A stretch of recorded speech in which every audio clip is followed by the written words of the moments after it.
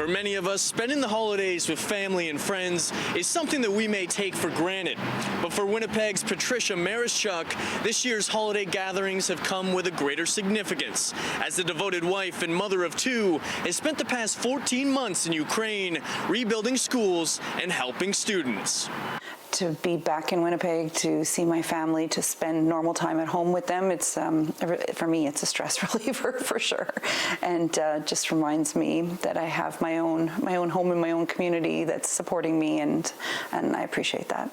Marischuk works with Finn Church Aid, a Finnish humanitarian organization that provides educational supports in emergencies. When Russia began their invasion of Ukraine in February 2022, she knew she needed to help.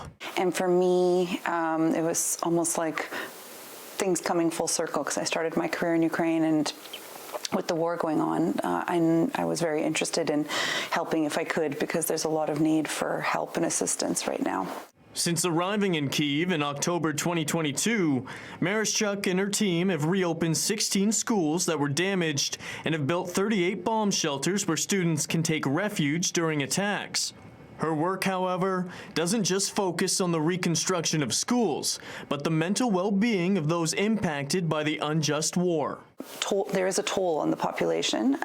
One of the other things that we do with teachers and students is we provide them mental health and psychosocial support to deal with stress, to deal with anxiety and fears. And there are some children and teachers who have been through some very traumatic things. Throughout her time in Ukraine, Marischuk has been taken aback by the Ukrainians' unwavering belief that peace will one day return to their home. They are, resilient. They are confident that Ukraine will be victorious in the near future, and they're hopeful that this war will come to an end and they can live in peace again. Marischuk plans on returning to Ukraine later this month, with plans on expanding their program into the eastern and southern regions of the country. In Winnipeg, Kurt Black, City News.